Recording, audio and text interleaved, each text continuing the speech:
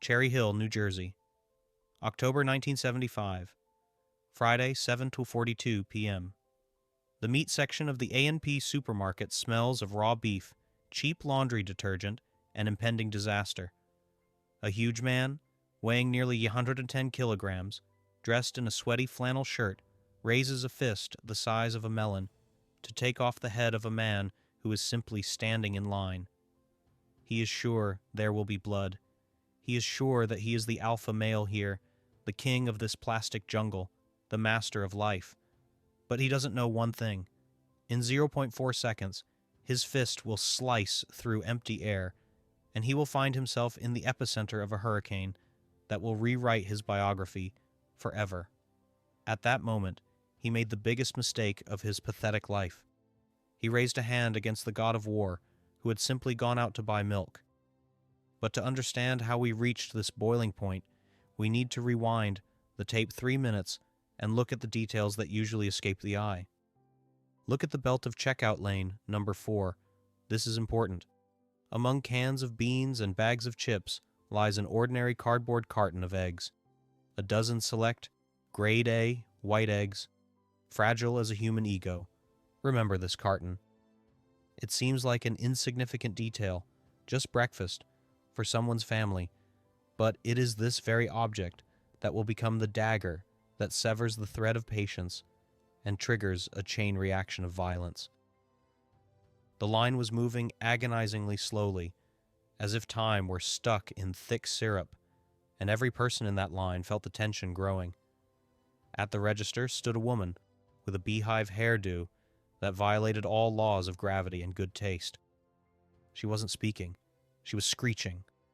Her victim was a 16-year-old cashier girl whose hands were shaking so badly she couldn't scan an expired 50-cent coupon.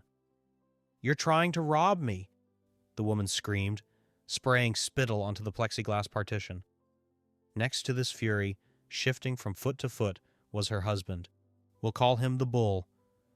A red neck, a beer belly hanging over his belt, and the cloudy gaze of a man who hates his life, his job, his wife, and is looking for someone to take his anger out on. He was scanning the line, looking for a victim, and he found one. Right behind him stood Mr. Henderson, a 70-year-old veteran with arthritis in his knees and fatigue in his eyes, who made a fatal mistake. He decided that politeness is a universal language, understood even by animals. He just wanted to get home to his evening show and his reheated dinner, so he cleared his throat, quietly, dryly, almost imperceptibly. "Ma'am, sir, forgive me, but the line is waiting," he said in a voice that held no challenge, only a plea for common sense.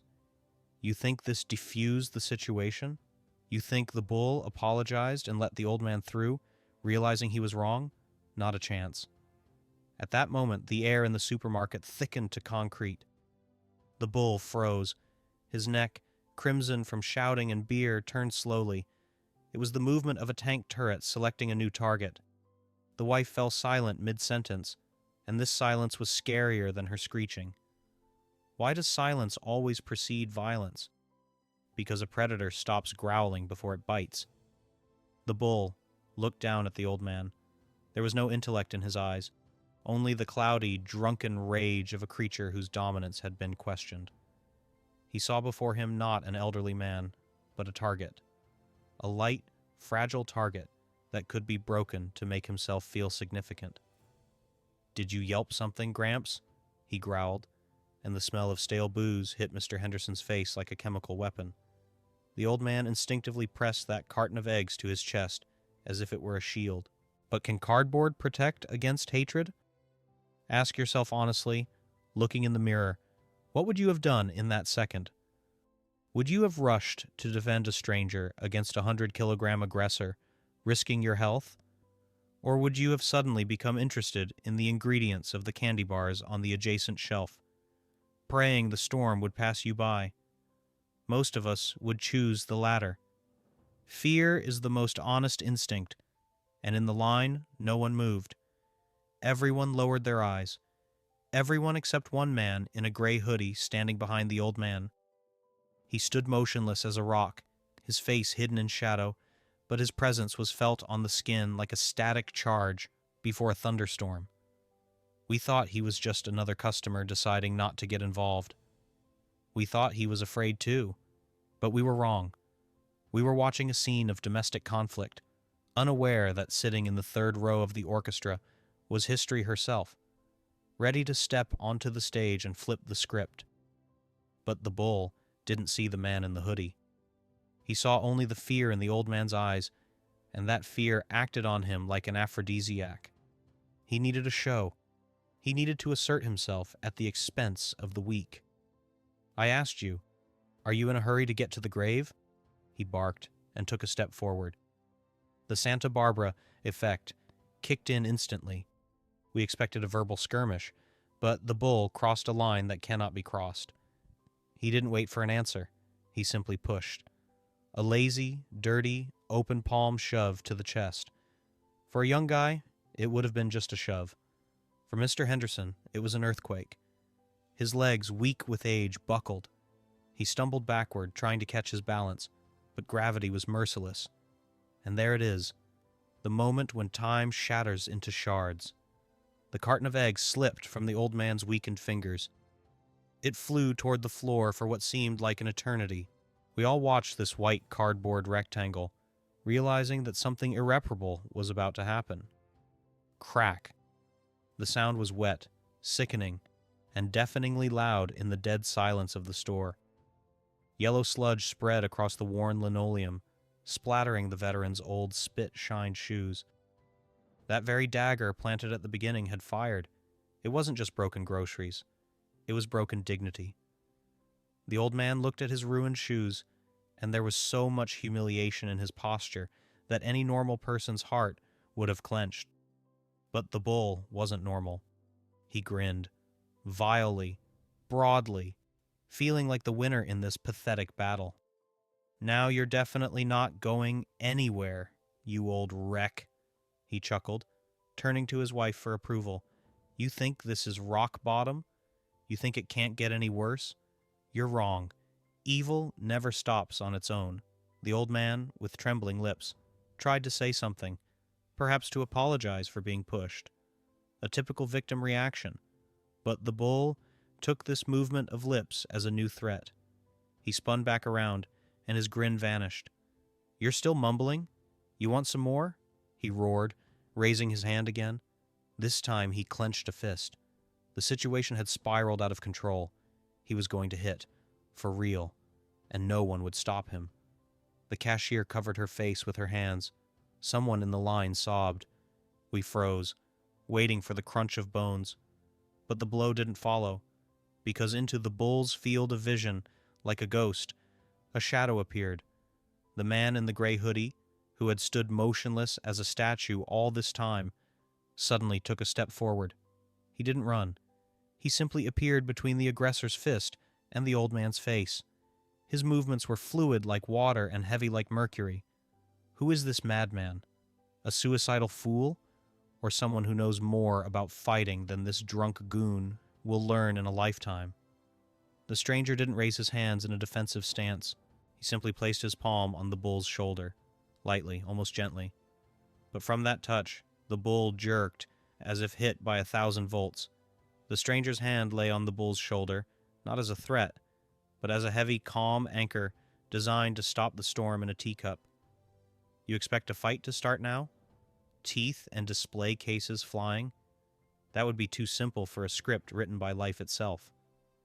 The bull slowly turned his head, and his eyes, bloodshot with cheap whiskey, met the darkness under the hood of the sweatshirt. There was no fear in that darkness, and this confused the aggressor more than a strike with brass knuckles. Usually, people who intervene in conflicts either scream or tremble. This man was silent. His breathing was even, like a sleeping child's, while the bull was puffing like a steam engine on a steep grade. "Get your paws off before I rip them off," the goon hissed, throwing the hand off his shoulder with a sharp movement of his body. This was the moment of truth. If the stranger had retreated, evil would have won. But he didn't retreat. He took a step forward. "You didn't just break eggs, son. You broke respect. The voice from under the hood sounded soft, almost musical, with that special rhythmic cadence that makes even the deaf listen. It wasn't the voice of a street fighter. It was the voice of a preacher reading an epitaph. The bull was taken aback. The word son, directed at a 110-kilogram man, was a slap in the face. He roared. It was the sound of a wounded beast whose dominance had been questioned in front of a female. "I'm going to teach you respect right now, freak," he screamed, and the entire supermarket clenched in anticipation of violence.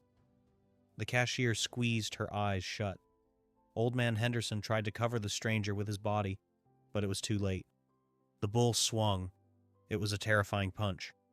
A wide, sweeping right hook into which he put all his mass, all the inertia of his heavy body, and all his hatred for this world. If that fist had found its mark, it wouldn't have just broken a jaw. It would have torn the head off.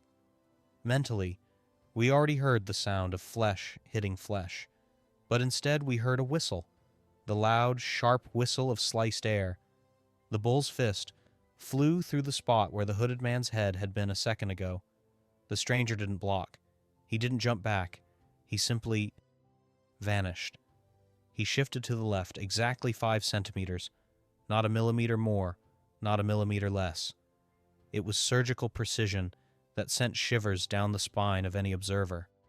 The bull, falling into the void, nearly collapsed onto the checkout belt from inertia, knocking over a stand of chewing gum. You think he stopped? Realized that before him was no ordinary victim? Adrenaline is a bad advisor. The humiliation of the miss only added fuel to the fire.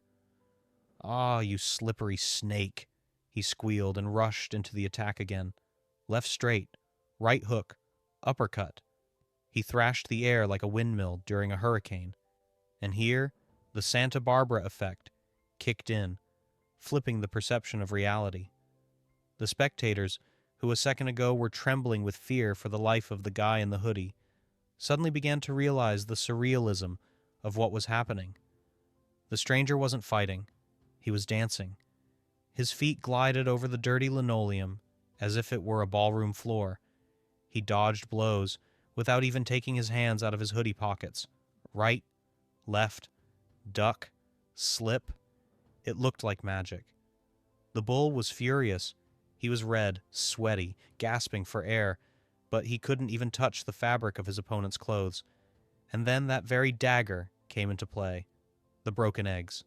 The bull, blinded by rage, took a step forward to deliver a decisive blow, and his heavy boot stepped right into the puddle of spreading yolk. Physics is merciless. His foot slid. The goon lost his balance. His arms flailed upward in a ridiculous attempt to grab the air, and he began to fall. This should have been the finale. A dirty, funny finale, where the villain falls into his own filth. But the man in the hood broke the pattern again. Instead of letting the bull crack his head on the tile, he took his hands out of his pockets. A lightning-fast movement.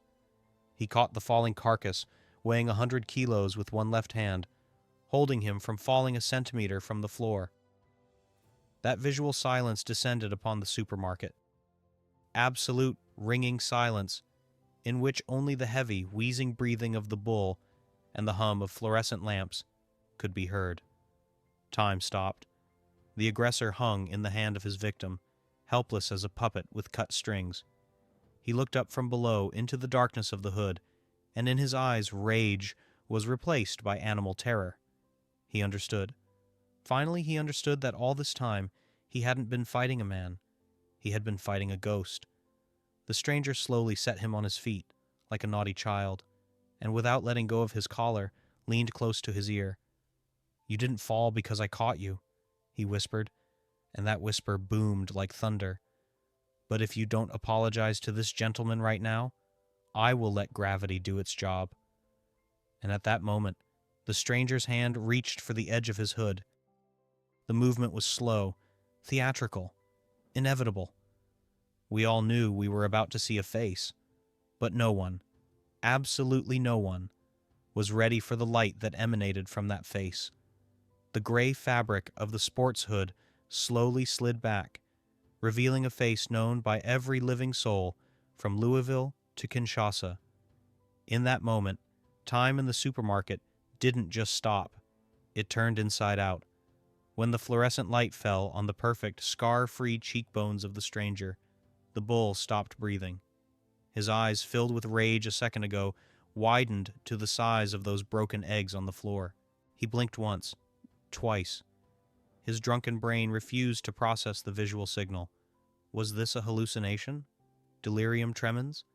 Because standing before him, holding him by the lapels with one left hand, was not just a man. Standing before him was Muhammad Ali, the greatest. The man who made Sonny Liston look like an amateur. The man whose face looked out from the cover of Time magazine on the nearby newsstand.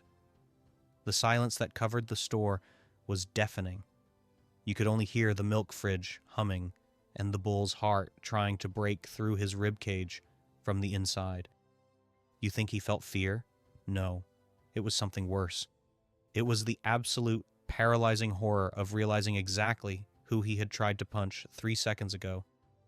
His whole life flashed before his eyes, his cheap bravado, his shouting, his swing. He realized he was a millimeter away from becoming the most famous idiot in American history. His wife, that fury with the beehive, pressed her palms to her mouth, making a sound like a deflating tire. She recognized him too. Everyone recognized him. But the main question hung in the air, heavy as a kettlebell. What will Ali do? Ask yourself, if you were the heavyweight champion of the world and some drunk boor tried to take your head off, would you hold back? Instinct demands retribution. The crowd thirsted for blood. We all expected Ali to say something like, "I float like a butterfly, and you're about to fall like a sack of crap." We waited for the punch, the final, beautiful punch that would knock the aggressor out. The bull squeezed his eyes shut. He tucked his head into his shoulders, expecting pain. He knew he deserved it. He was ready for the darkness, but the blow didn't follow. Instead, the grip on his shirt became softer.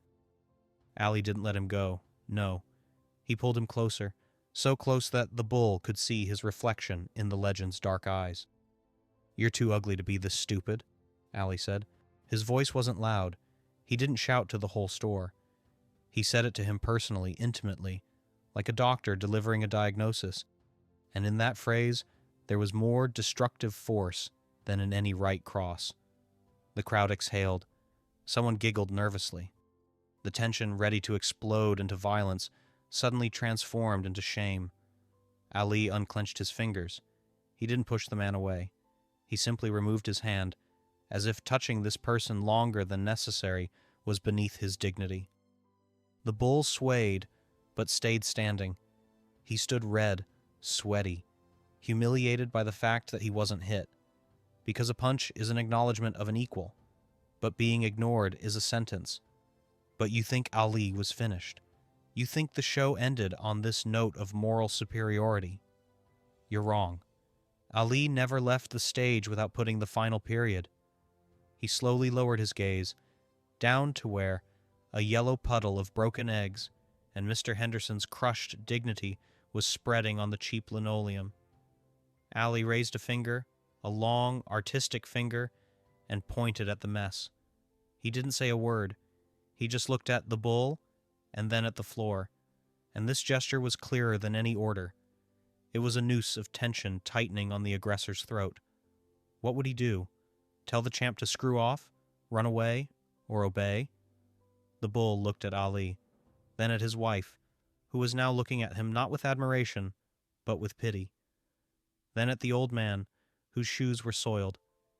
Inside this huge body, a struggle was waging between the remnants of pride and crushing reality, and reality won. The goon, who a minute ago was king of the world, slowly, with knees cracking, began to squat down. He took a dirty handkerchief from his pocket. With trembling hands, he began to pick up the shells. It was total capitulation. It was a spectacle so pathetic and yet majestic that it was impossible to look away. Ali stood over him, arms crossed on his chest, not like a warden, but like a teacher waiting for a negligent student to correct a mistake.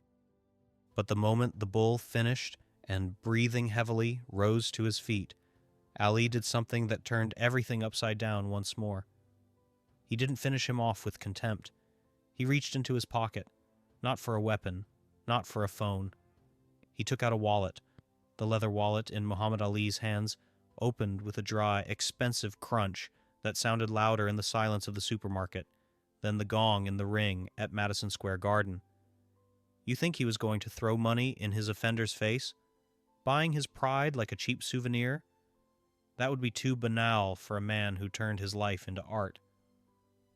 Ali took out several bills, crisp, green, smelling of power. But he didn't hand them to the bull.